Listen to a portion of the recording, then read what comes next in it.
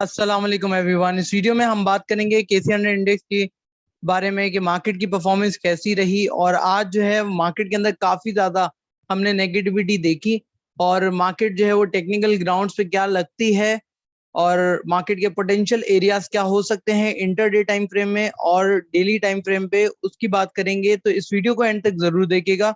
और अगर आप हमारे चैनल पे न्यू है तो इस चैनल को सब्सक्राइब करें और बेल आइकन को दबाना मत भूलिएगा, जिससे आपको हमारी लेटेस्ट अपडेट सबसे पहले मिल सकेगी। तो चलिए स्टार्ट करते हैं। जैसे कि इंडेक्स की अगर क्लोजिंग देखी जाए तो 44,666 के लेवल पे इंडेक्स ने अपनी क्लोजिंग दी है, जहां पे मार्केट ने तकरीबन 378 पॉइंट लूज कर दिए। अगर इंडेक्स का हाई देखा जाए तो 45,100 का हाई मार्केट ने फॉर्म किया, और अगर लो की बात की जाए तो 44,593, दैट मींस ऑलमोस्ट 44,600 के आसपास मार्केट जो रही। फिर बात करते हैं वॉल्यूम की, तो आज वॉल्यूम जो है वो काफी ज्यादा है कंपेयर टू प्रीसीडिंग डे। कल के मुकाबले में वॉल्यूम जो है तकरीबन ज्यादा है, 141.633 मिलियन शेयर्स का काम हुआ। जबकि अगर ऑल शेयर इंडेक्स की बात की जाए, ऑल मार्केट की बात की जाए, तो तकरीबन 334.183 मिलियन शेयर्स का जो है काम हुआ। अब आते हैं इंडेक्स की परफॉर्मेंस के ऊपर। इंडेक्स ने ओपनिंग जो दी थी वो अपनी पॉजिटिव साइड के ऊपर दी थी, और उसके बाद इंडेक्स ने ग्रेजुअल जो है वो डिक्लाइन शो किया। और लास्ट जो आर था इंडेक्स का, उसके अंदर मार्केट ने काफी तेजी से जो है वो डिक्लाइन लिया। मार्केट के अंदर एक स्टीप डिप लगा, लेकिन उसके बाद मार्केट को ऊपर उठाया गया। तो ये एक जो रीजन थी उसकी पीछे की वजह, एक तो सीमेंट सेक्टर है हमारा और एक टेक्नोलॉजी सेक्टर था, जो कि कल के दिन में काफी बूम पे था और आज उसके अंदर काफी ज्यादा पिटाई हुई। अब बात करते हैं जो टॉप स्टॉक्स है जिनके अंदर ज्यादा काम हुआ। उसके अंदर टेली जो है वो नंबर 1 पे तकरीबन 30.365 मिलियन शेयर्स का काम किया।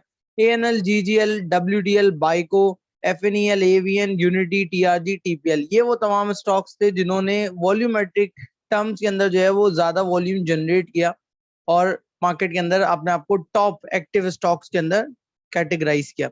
अब आते हैं, बात करते हैं वो कंपनीज जिन्होंने मार्केट में से ज्यादा पॉइंट्स जो हैं वो निकाले हैं, और वो कंपनीज जिन्होंने मार्केट को सपोर्ट किया और मार्केट के अंदर पॉजिटिव कंट्रीब्यूशन जो है वो दिखाई है। तो यहाँ पे हम सबसे पहले बात कर लेते हैं जो कि KC100 इंडेक्स की 100 कंपनीज हैं, उनमें से कौन सी वो कंपनी है जिन्होंने पॉइंट निकाले। तो सबसे बड़ी कंपनी लकी है। लकी ने बहुत ज्यादा पॉइंट्स इरोड किए हैं मार्केट से, तकरीबन स्टैंड अलोन बेसिस पे 66.26 पॉइंट जो है सिर्फ लकी के हिस्से में आते हैं। उसके बाद फौरी तौर पे TRG के 65.45 जो है वो TRG के हिस्से के अंदर आते हैं। OGDC की बात की जाए तो OGDC के अंदर भी जो है वो सेलिंग देखने को मिली, सिस्टम में भी, मेपल में भी, DG में भी। तो आप देख सकते हैं ज्यादातर जो टॉप कंपनीज है जिन्होंने पॉइंट निकाले उनमें सीमेंट और टेक्नोलॉजी सेक्टर है, जिसने पूरी की पूरी मार्केट का जो एक रिदम था उसको खराब किया।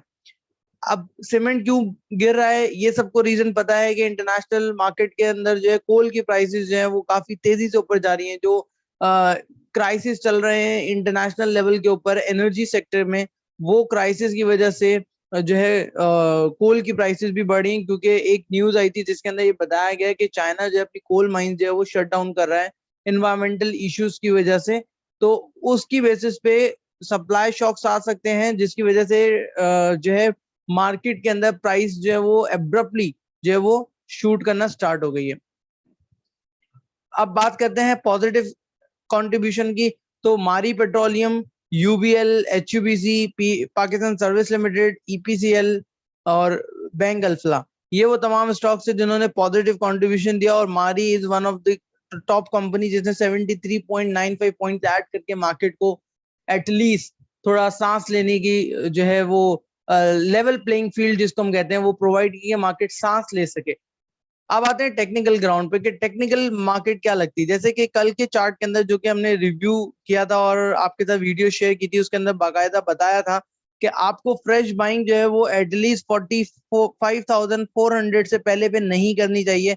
ये एरिया अपने माइंड में रखें कि अगर मार्केट इस एरिया को क्रॉस करती है तो मार्केट अपना स्ट्रक्चर, जो डाउन साइड स्ट्रक्चर है, उसको ब्रेक करेगी और मार्केट ऊपर निकल सकती है। फिर मार्केट की जो बहुत ज्यादा सेलिंग है, अगर हम यहाँ पे देख सकते हैं क्लियरली, तो ये एक रेंज बाउंड सिनेरियो भी बन सकता है मार्केट के लिए। आपके सामने है क्लियरली कि मार्केट किस तरह से बिहेव कर सकती है। तो ये जो मार्केट के अंदर एक हेफ्टी सेलिंग हमें देखने को मिली थी यहाँ पे अगर हम बात करें ये वाली लेवल के ऊपर, तो ये सेलिंग अभी तक जो है वो एब्जॉर्ब नहीं हुई है पूरी तरह से।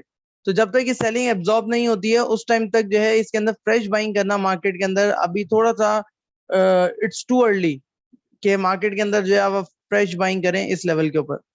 तो इसलिए जब तक ये वाली सेलिंग पूरी तरह से एब्जॉर्ब नहीं हो जाती है तो मार्केट में फ्रेश बाइंग, फ्रेश कैपिटल से आप एंट्री ना लें। अगर आपकी पोजीशंस हैं तो उसको आप ऊपर के लेवल्स पे सेल कर सकते हैं। अगर मार्केट जो है वो साइन ऑफ वीकनेस दिखा रही है तो आप ऊपर के लेवल्स पे सेल आउट कर सकते हैं, लेकिन अभी फ्रेश एंट्री नहीं ले सकते। और जो लोग ऑलरेडी आज की मार्केट के अंदर ले चुके हैं वो अपना स्टॉप लॉस जो है वो इस कैंडल के लो को रख सकते हैं, जो कि है तकरीबन तकरीबन अगर बात की जाए तो इस कैंडल का लो बनता है 44,561 का। तो आप अपना 44,500 से नीचे की क्लोजिंग आती है तो वो वहां पे आपका स्टॉप लॉस हिट हो जाना चाहिए और आप मार्केट से आउट हो जाने चाहिए। क्योंकि अगर आप अपने आपको थोड़ा सा सेफ साइड पे रखना चाहते हो कि मार्केट जो अगर और नीचे जाती है तो आपको बाइंग अपॉर्चुनिटी मिल सकती है, जहाँ पे पोटेंशियल जो बाइंग जोन बनेगा मार्केट का आने वाले वक्त में वो ये वाला एरिया हो सकता है। तो इस एरिया का जो लेवल है वो है तकरीबन 43,900। तो माइंड में रखिए कि 43,800 से लेके 43,900 और 44,000 का पोटेंशियल लेवल है, बाइंग लेवल है मार्केट के लिए, कि मार्केट ने यहाँ पे 2 टाइम टेस्ट किया है और टेस्ट करने के बाद मार्केट यहाँ से रीबाउंड होती हुई नजर आई है, क्लियरली हम यहाँ पे देख सकते हैं। तो इन ग्राउंड्स को बेसिस बनाते हुए जो पहले हुआ उस चीज को दोबारा से मार्केट रिपीट कर सकती है based on technical analysis and potential support. तो ये पॉइंट जो है काफी इंपॉर्टेंट है और ये लेवल जो है 43,900 का लेवल काफी इंपॉर्टेंट है मार्केट के लिए, कि मार्केट इसको टेस्ट करके बाउंस बैक करती है तो जो ज्यादा रिस्क ले सकते हैं वो इमीडिएटली मार्केट में एंटर हो सकते हैं कि मार्केट यहाँ से रिकवर करती है। और जो कम रिस्क लेना चाहते हैं वो फिर मार्केट में आराम से सुकून से बैठ जाएं और मार्केट को वॉच करें। जब मार्केट 45,400 को क्रॉस करती है तब आप उसके अंदर एंट्री लेना स्टार्ट करें, ताकि मार्केट जो है वो सेफ साइड के ऊपर आ जाएगी, एक कंसोलिडेशन का फेज भी कंप्लीट कर लेगी और मार्केट जो है वो अपने इस पोटेंशियल सेलिंग पॉइंट को भी ब्रेक करके ऊपर निकल जाएगी। तो ये डेली टाइम फ्रेम के ऊपर व्यू है मार्केट का। अब आते हैं जरा अर्ली टाइम फ्रेम पे कि अर्ली पे मार्केट क्या लगती है। तो जैसे कि हम यहाँ पे देख सकते हैं कि मार्केट के अंदर किस तरह की फॉर्मेशन बन रही हैं। तो ये important area again once again अब मार्केट यहाँ पे चल रही है। अगर मार्केट इंटरडे में ऊपर की तरफ मूव करती भी है तो जो इमीडिएट मार्केट को रेजिस्टेंस मिलेगी वो मिलेगी तकरीबन, आप ये समझ लीजिए कि 45,200 एंड 300।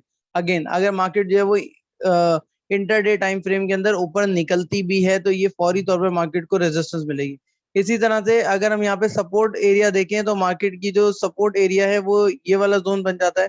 तो यहाँ पे मार्केट शॉर्ट टर्म में इंटरडे टाइम फ्रेम पे एक ब्रॉडनिंग टॉप पैटर्न जो है वो फॉर्म करती हुई नजर आ रही है हमें।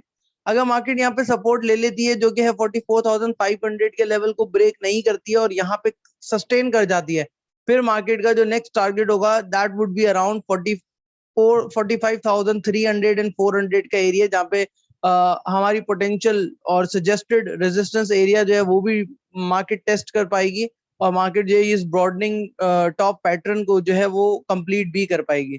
तो मान लीजिए कि सिनेरियो बना लेते हैं, अगर यहाँ से मार्केट रीबाउंड करती है तो मार्केट इस तरह से अप्रोच करेगी कि मार्केट इस लेवल को जाके टेस्ट करने की फुल कोशिश करेगी, जो कि according to technical chart pattern जो है मार्केट का लेवल बनता है कोई अराउंड 45,250 टू 45,300 का जोन, जो कि एक सजेस्टिव रेजिस्टेंस एरिया या फिर प्रॉफिट टेकिंग जोन भी है इन केस अगर मार्केट इंट्राडे टाइम फ्रेम में इस तरह की कैंडल कोई बना देती है। तो आपको चार्ट पे नजर रखनी है और इस तरह की अगर कोई कैंडल बना रही है मार्केट तो आपको एग्जिट प्लान करना होगा इस कैंडल के, जैसे कि इस कैंडल के लो के बाद। तो ये स्ट्रेटेजी आप इंटरडे टाइम फ्रेम में यूज करते हुए अपने आप को थोड़ा सेफ रख सकते हैं इनकेस अगर मार्केट एडवर्स मूव लेती है। तो यहाँ पे मैं ऐड करना चाहूंगा जो हमारे इंडिकेटर्स हैं, जिसके अंदर हमारा प्राइम इंडिकेटर जो कि हम रेगुलर बेसिस पे यूज करते हैं that is relative strength index, जिसको हम आरएसआई कहते हैं।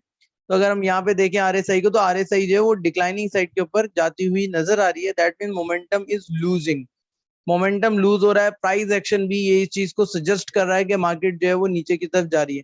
तो यहाँ पे बाइंग जो है वो उस टाइम तक नहीं करनी चाहिए जब तक इंडेक्स तकरीबन 1 से 1.5 घंटा 44,500 से ऊपर पे ट्रेड ना कर ले, ताकि एटलीस्ट जो बायर्स हैं उनका एक कॉन्फिडेंस डेवलप हो जाए कि मार्केट के अंदर बाइंग अभी भी आ रही है और मार्केट से बाइंग जो है वो खत्म नहीं हुई है। लेकिन अगर मार्केट के अंदर एक ही घंटे में इंडेक्स जो है वो इस लो को ब्रेक करता है, 44,500 को ब्रेक करता है, तो फिर इन्वेस्टर का जो बायर्स का जो कॉन्फिडेंस है वो शेक हो जाएगा और फिर दोबारा से पैनिक सेलिंग आपको देखने को मिलेगी, जो कि मार्केट को एब्रप्टली जो है वो ड्रैग करेगी नीचे की तरफ, जहां पे हमारे जो डाउन साइड एक्सपेक्टेड लेवल है वो है 43,900 का, जहां पे मार्केट उसको टेस्ट कर सकती है। तो वो बेसिकली एरिया है जहां पे मार्केट 700 से 900 की रेंज के अंदर जो है वो टेस्ट कर सकती है। तो उस पोटेंशियल एरिया को नजर में रखना चाहिए। और वॉल्यूम भी आप देख सकते हैं गिरती हुई मार्केट पे, राइजिंग वॉल्यूम, दैट मींस के सेलिंग ज्यादा आ रही है कंपेयर टू बाइंग। और अगर हम यहाँ पे देखें तो यहाँ पे भी मार्केट जब कंसोलिडेट करती हुई नजर आ रही थी तो वॉल्यूम ग्रेजुअली डिक्लाइन हो रहे थे, वॉल्यूम वाइप आउट हो रहे थे। इस चीज का जिक्र जो है वो अपनी पुरानी वीडियो में जो कल का रिव्यू था उसमें भी किया था कि जो एक कंसर्न है वो ये है कि मार्केट ने जो रिकवरी दिखाई है उस रिकवरी के अंदर जो है वो लैक ऑफ वॉल्यूम के साथ है। तो जब वॉल्यूम नहीं था और अनसर्टेनिटी थी तो उस वजह से मार्केट के अंदर प्रेशर बिल्डअप हो सकता था एक्सपेक्टेडली। एक लाइन जो कि मैं ऐसे ही ड्रॉ करना चाहूंगा for the sake of understanding purpose. तो ये देख लीजिए ये वाला लेवल। तो मार्केट ने बेसिकली अगर हम नोट करें, ये जस्ट मैंने अभी देखी लाइन तो मुझे लगा कि मुझे ड्रॉ कर लेनी चाहिए। एक तो ये पॉइंट है मार्केट के लिए, ये वाला जोन, और दूसरा एरिया जो था मार्केट का वो ये वाला जोन बन जाता है जहां पे मार्केट ने जो वो रेजिस्ट किया था, और that resistance become support after breakout at this point.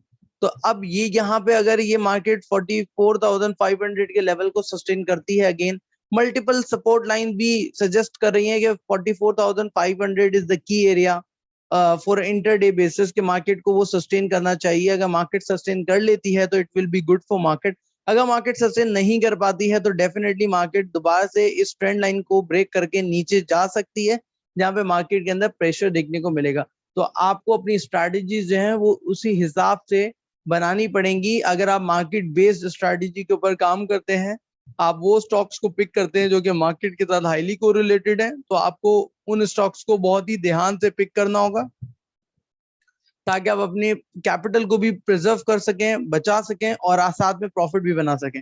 So I hope so you like this video. अगर आपको ये वीडियो पसंद आई हो तो कमेंट करके जरूर बताइएगा। Thank you for watching this entire video.